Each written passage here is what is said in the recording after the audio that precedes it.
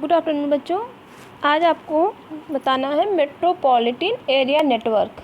कल आपने local area network यानी लैन के बारे में पढ़ा था। आज है आपका मेट्रोपॉलिटन एरिया नेटवर्क।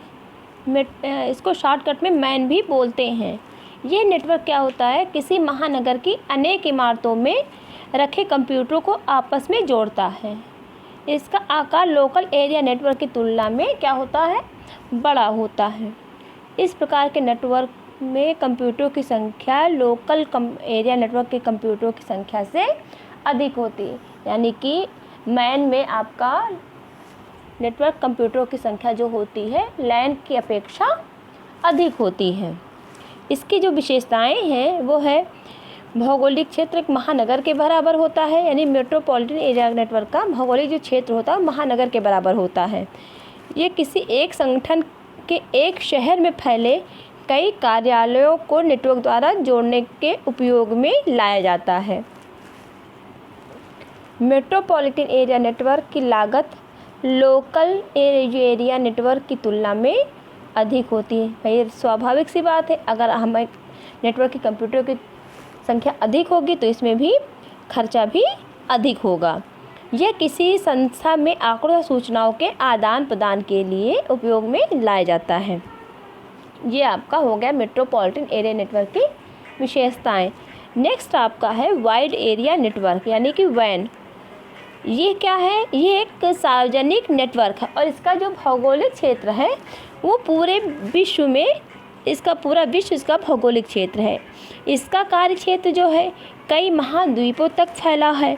ये एक देश के कंप्यूटर को दूसरे देश के कंप्यूटर से जोड़ने के उपयोग में लाया जाता है। भौगोलिक दृष्टि से हजारों किलोमीटर दूर स्थित कंप्यूटर के नेटवर्किंग को वाइड एरिया नेटवर्क कहते हैं। वाइड एरिया नेटवर्क में दो या दो से अधिक लोकल एरिया नेटवर्क को जोड़ा जा सकता है। इंटरनेट क्या है? इसी नेटवर्क का एक उदाहरण है।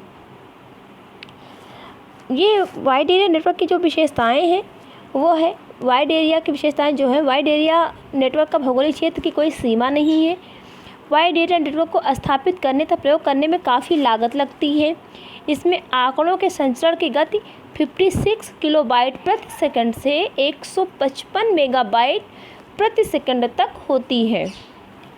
इसमें डाटा प्राप्त करने में कुछ अधिक समय लगता है। ये कई संस्थाओं द्वारा साझे के रूप में उपयोग किया जाता है। इसमें क्या है? डाटा संचरण की गलती में संभावना लोकल एरिया नेटवर्क की तुलना में अधिक होती है। इसमें क्या है बेटा कि अगर हम पूरे विश्व को करते हैं भौगोलिक क्षेत्र है इसका तो कहीं ना कहीं थोड़ी बहुत गलतियां भी इसमें अधिक पाई जाती हैं। अब आपको लिखना है लोकल एरिया नेटवर्क तथा वाइड एरिया नेटवर्क में डिफरेंस बिटवीन लैन एंड वैन में। लोकल एरिया नेटवर्क सीमित भौगोलिक क्षेत्र में कार्य करता है जबकि वाइड एरिया नेटवर्क में भौगोलिक क्षेत्र की कोई सीमा नहीं होती है। लोकल एरिया नेटवर्क एक इमारत या लगभग 10 मीटर से 1.5 किलोमीटर के क्षेत्र में ही कार्य करता है जबकि वाइड एरिया नेटवर्क कई देशों में फैला है।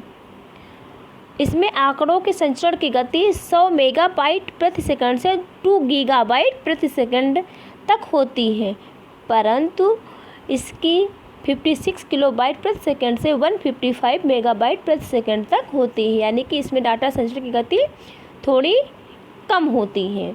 इसमें डाटा प्राप्त करने में थोड़ा अधिक समय लगता है।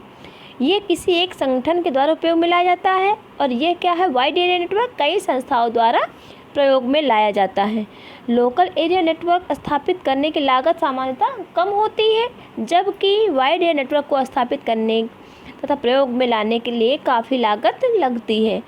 डाटा संचरण की गलती की संभावना काफ़ी कम होती है लोकल एरिया नेटवर्क में, जबकि वाइड एरिया नेटवर्क में डाटा संचरण में गलती की संभावना लोकल एरिया नेटवर्क की तुलना में अधिक होती है।